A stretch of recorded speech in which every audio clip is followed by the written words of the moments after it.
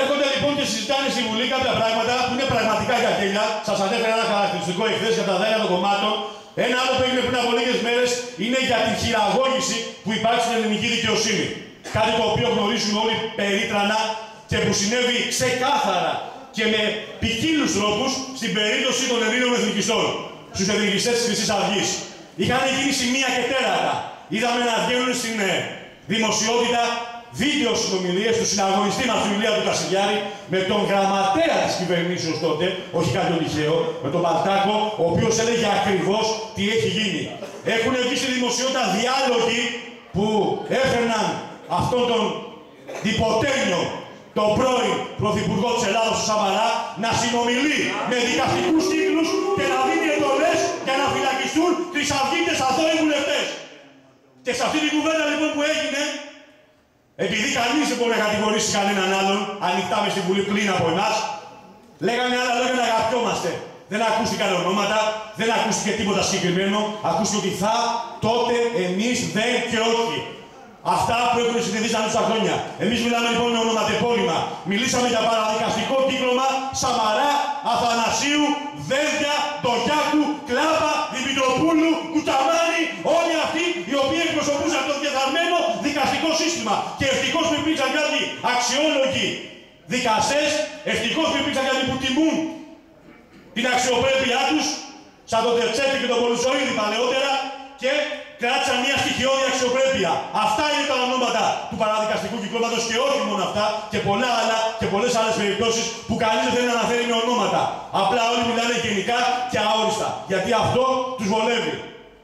Ακούσαμε να λένε λοιπόν οι εξεταστικές επιτροπές για να συλληφθούν τα δάνεια των κομμάτων και να αποδοθούν ευθύνες.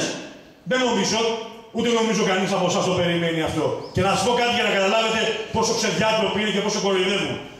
Όταν ο ΣΥΡΙΖΑ ξεκίνησε αυτή την κουβέντα για την απόδοση ευθυνών πάνω σε συγκεκριμένους βουλευτές σε κόμματα γιατί έχουν κλέψει χρήματα από το ελληνικό δημόσιο, πριν από λίγες μέρες έρχεται στη Βουλή και ερχόντουσαν κατά καιρούς κάποιες διαδικασίες για αίτησης άρσης ασυλίας βουλευτών και της αριστεράς και της δεξιάς, οι οποίοι εμπλέκονται σε οικονομικά σκάνδαλα. Τότε όλοι αυτοί που κάνουν τους εχθρούς μες στο κοινοβούλιο και τους βλέπετε και φωνάζουν στην ψηφοφορία που γίνεται, ξέρετε τι λένε. Λένε να μην γίνει άρση ασυλίας του βουλευτή. Αυτών των βουλευτών. Αλήτες, προδότες, πολιτικοί! Αλήτες, προδότες, πολιτικοί!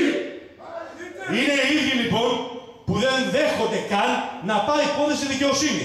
Και από εκεί και πέρα να δούμε και να κρίνουμε αν η δικαιοσύνη αξιολογήσει ότι η κατάσταση χρήζει περισσότερης έρευνας, αν πρέπει κάποιοι να δώσουν εξηγήσεις, αν πρέπει κάποιοι να δικαστούν και να καταδικαστούν.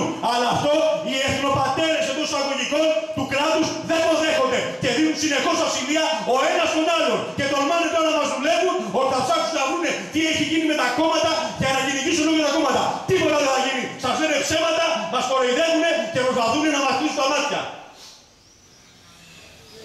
Επαναλαμβάνω και πάλι, η Χρυσή Αυγή θα αγωνιστεί. Θα αγωνιστεί για μια Ελλάδα καθαρή, ελληνική, ορθόδοξη, όπως ήταν πριν από λίγα χρόνια. Θα αγωνιστούμε για να κρατήσουμε τα σύνορά μας ανοιχτά για αυτούς που πρέπει. Για τους υπόλοιπους θα είναι κλειστά.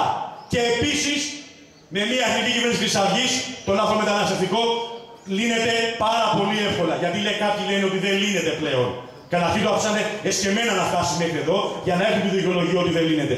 Όμως η Χρυσή Αυγή πριν από λίγες μέρες κατέθεσε μια πρόταση νόμου στην Ελληνική Βουλή και μιλούσε συγκεκριμένα για το πώς μπορεί να λυθεί το πρόβλημα αν θέλουν.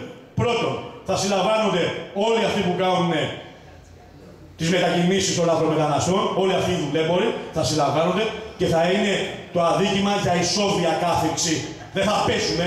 Μόλις βγουν οι πρώτοι μέσα, να δείτε πώς θα εξαφανιστούν όλοι αυτοί. Και επίσης όσοι συλλαμβάνονται και έχουν περάσει παράνομα τα σύνορα της πατρίδας μας, να ισχύσει νόμος, γιατί να ξέρετε ότι η Ελλάδα είναι μία από τις ελάχιστες ευρωπαϊκές χώρες του Σιμώνη, που δεν είναι παρανομία σύμφωνα με το νόμο, με το Σύνταγμα, να περάσει κάποιος παράνομα τα σύνορά μας. Βάσει λοιπόν της Χρυσής Αυγής του σχεδίου νόμου που έχουμε καταθέσει, προτάσεων νόμου, αυτό το πράγμα θα αρθεί. Και όποιος περνάει παράνομα τα σύνορα θα συλλαμβάνεται. Θα πηγαίνει σε φυλακές και όχι σε hot pot και θα παράγει έργο για το ελληνικό δημόσιο. Τέρμα η ανοχή στους λαθρομετανάστες, τέρμα